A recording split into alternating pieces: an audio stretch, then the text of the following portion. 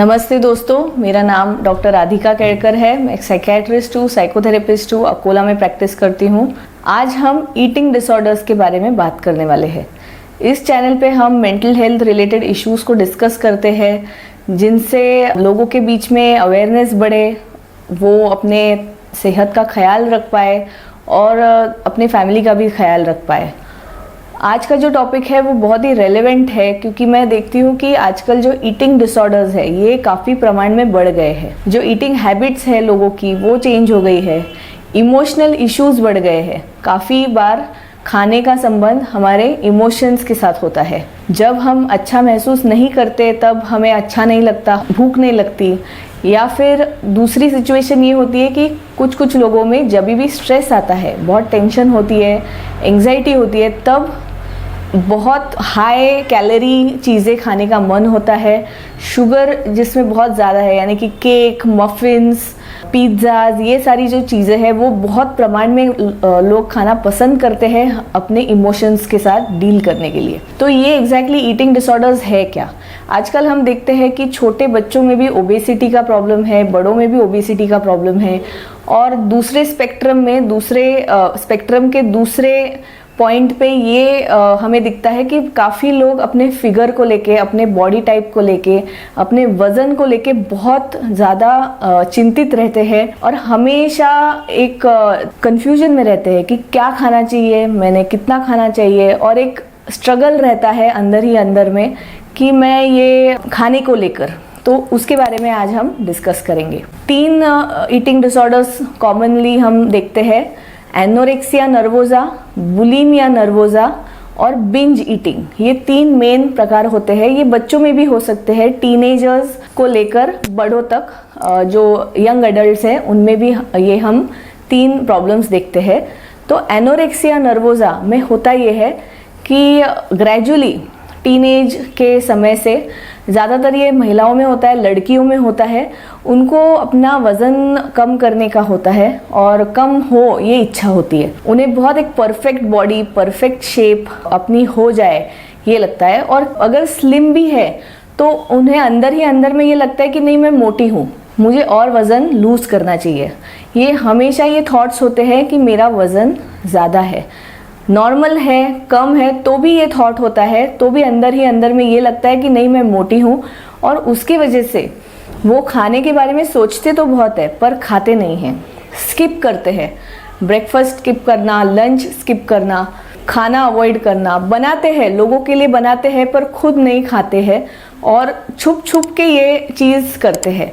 यानी कि अगर कोई उन्हें बोले कि खाइए या फिर डिनर में बैठे हैं तो वो अवॉइड करते हैं, बताते नहीं है। जो रीज़न है टाल देते हैं रीज़न बताना, ऐसा बोलते हैं कि भूख नहीं है, मेरा काफ़ी खाना हो गया है, और ऐसे कर करके ग्रेजुअली ये प्रॉब्लम बढ़ता है, और धीरे धीरे जैसे टाइम गुजरता है वैसे उनका वज़न कम होते जाता है, और फिर लोगों को पता लगता है कि नहीं, something is wrong. Family members को या फिर घर वालों को समझता है कि नहीं, इतना वज़न क्यों कम हो रहा है। और जब हम इवेलुएट करते हैं कि कोई दूसरी बीमारी तो नहीं, कुछ प्रॉब्लम तो नहीं, तब समझ में आता है कि जो पेशेंट है वो खाना ही नहीं खा रहे हैं, खाना अवॉइड कर रहे हैं। तो इसमें इसकी जो डेफिनेशन आती है उसमें 85% से अपना जो बॉडी वेट है, नॉर्मल बॉडी वेट से 85% से भी कम बॉडी वेट हो जाता है, और एक परफेक्शनिज्म के पीछे पेशेंट लग जाते हैं कि मुझे कम करना है, मुझे पतला होना है।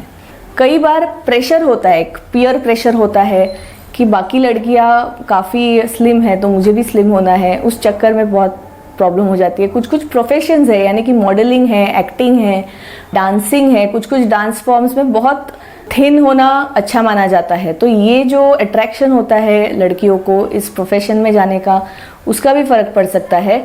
और ये भी पाया गया है कि अपर सोसाइटी में ये प्रॉब्लम ज़्यादा आती है, एफ्लुएंट सोसाइटी, जो रिच पॉपुलेशन है उसमें ये प्रॉब्लम ज़्यादा आती है।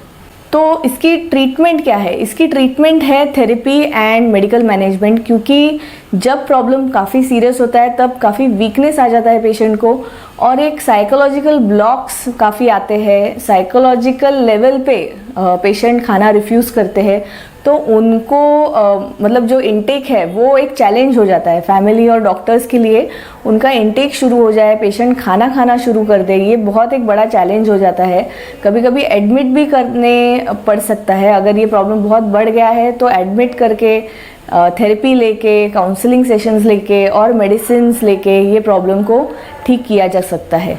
50% जो लोग होते हैं ये रिस्पॉन्ड करते हैं ट्रीटमेंट को। थेरेपी सेशंस जो होते हैं, CBT है, cognitive behavioural therapy, supportive therapy है, ये सारी जो थेरेपीज़ है ये काम करती है और धीरे धीरे पेशेंट का मन बदलता है और उन्हें समझ में आता है कि ये जो हम कर रहे हैं ये सही नहीं है। और इस प्रकार से पेशेंट को हम बचा सकते हैं। कभी कभी सीरियस केसेस में 2% केसेस में डेथ भी हो जाती है, क्योंकि हम हेल्प ही नहीं कर पाते पेशेंट की, क्योंकि पेशेंट अड़ जाते हैं एक ही चीज़ पे और उनको मनाना इम्पॉसिबल हो जाता है। तो इसके लिए मेडिकल ट्रीटमेंट लेना ज़रूरी है। ऐसे अगर आपके घर में या किसी रिश्तेदारों में ऐसे कुछ हो रहा है तो आप उन्हें गाइड कर सकते हैं, ट्रीटमेंट के लिए इनकरेज कर सकते हैं।